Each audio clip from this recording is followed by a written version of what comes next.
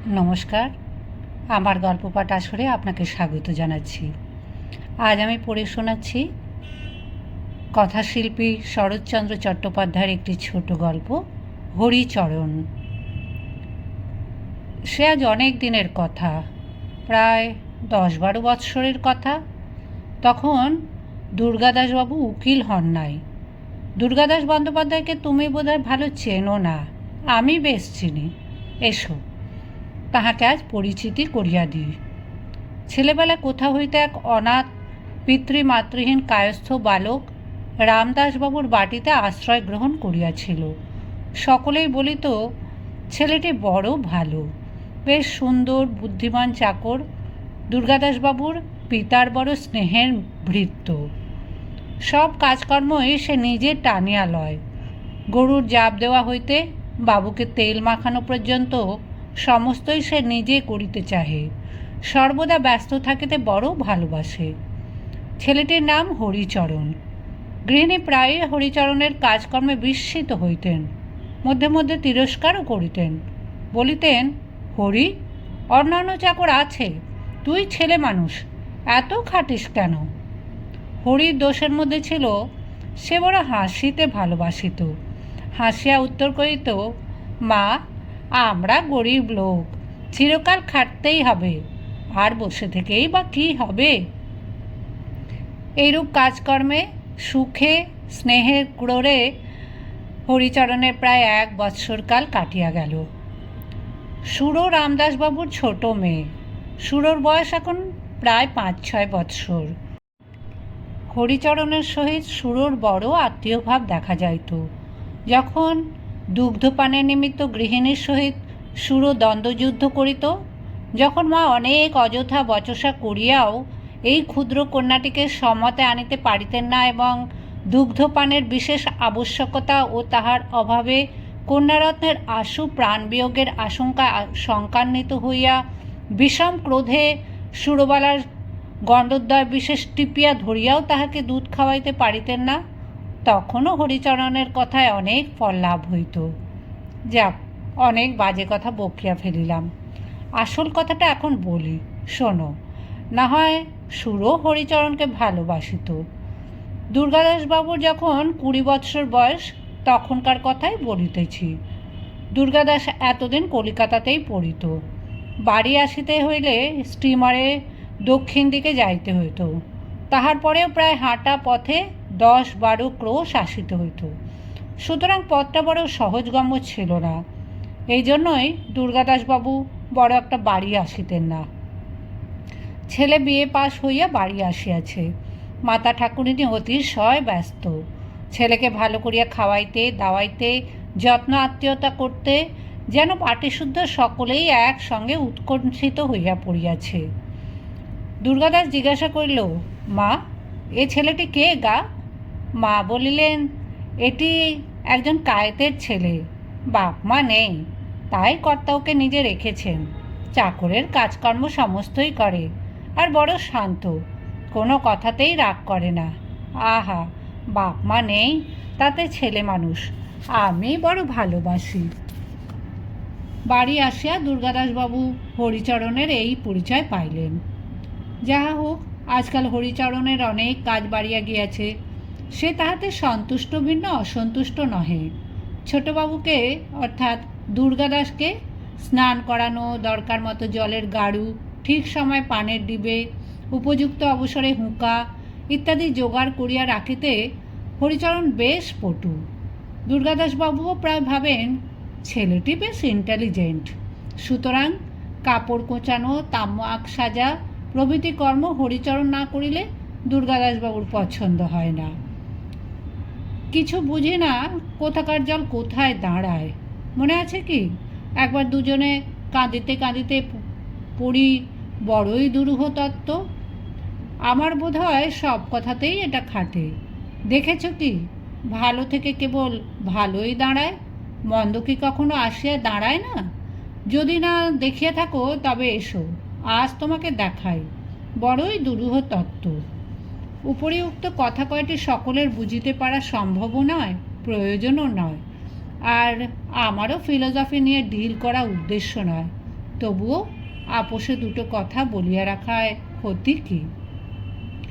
আজ দুর্গাদাসবাবুর একটা জাঁকালো ভোজের নিমন্ত্রণ আছে, বাড়িতে খাইবেন না, সম্ভবত অনেক রাত্রে ফিরিবেন।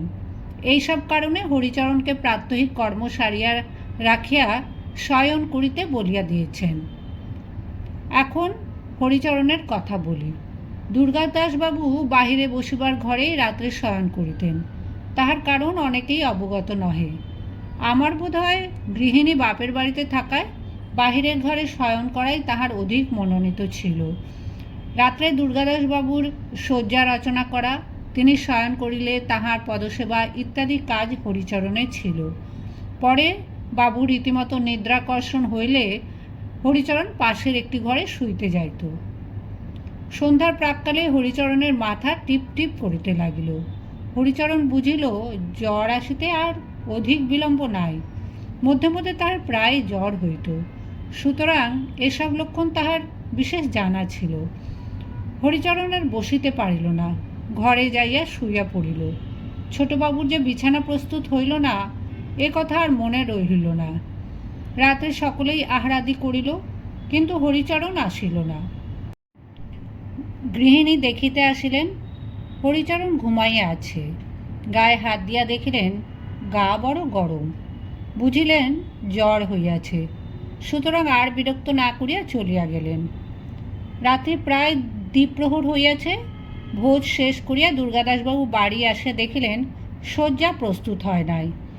একে ঘুমের ঘোর, তাহাতে আবার সমস্ত পথ কি করিয়া বাড়ি যাইয়া চিত হইয়া শুইয়া পড়িবেন, আর হরিচরণ শ্রান্ত পদযুগলকে বিনামা হইতে বিমুক্ত করিয়া অল্প অল্প টিপিয়া দিতে থাকিবে, এবং সেই সুখে অল্প তন্দ্রা ঝোঁকে গুড়গুড়ির নল মুখে লইয়া একেবারে প্রভাত হইয়াছে দেখিতে পাইবেন, ইত্যাদি ভাবিতে ভাবিতে আসিতেছিলেন।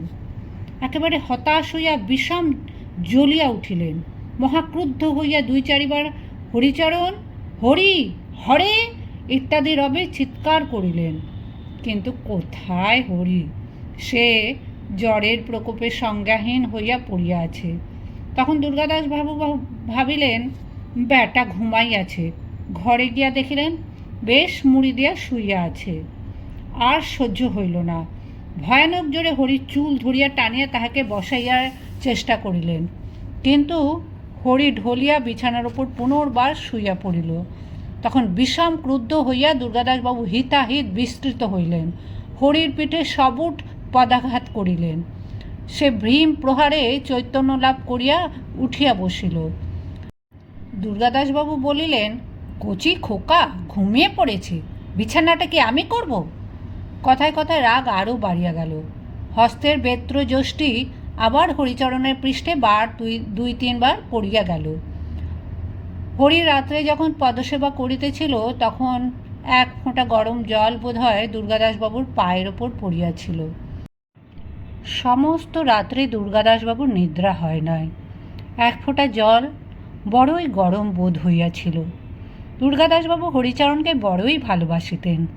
তাহার নম্রতার জন্য সে দুর্গাদাসবাবুর কেন, সকলেরই প্রিয় পাত্র ছিল। বিশেষ এই মাসখানেকের ঘনিষ্ঠতায় সে আরও প্রিয় হইয়া দাঁড়াইয়াছিল।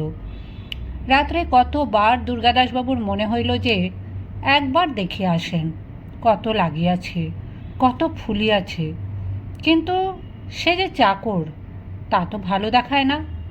কতবার মনে হইল একবার জিজ্ঞাসা করিয়া আসেন জ্বরটা কমিয়াছে কিনা, কিন্তু তাহাতে যে লজ্জা বোধ হয়। সকালবেলায় হরিচরণ মুখ ধুইবার জল আনিয়া দিল, তামাক সাজিয়া দিল।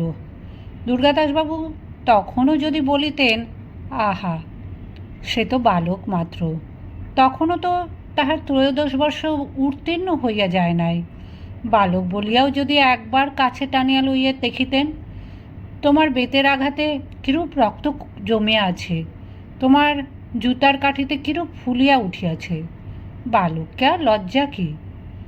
বেলা 9টার সময় কোথা হইতে একখানা টেলিগ্রাম আসিল। তারের সংবাদে দুর্গাদাসবাবুর মনটা কেমন বিচলিত হইয়া উঠিল। খুলিয়া দেখিলেন স্ত্রীর বড় পীড়া। ধড়াস করিয়া বুকখানা এক হাত বসিয়া গেল।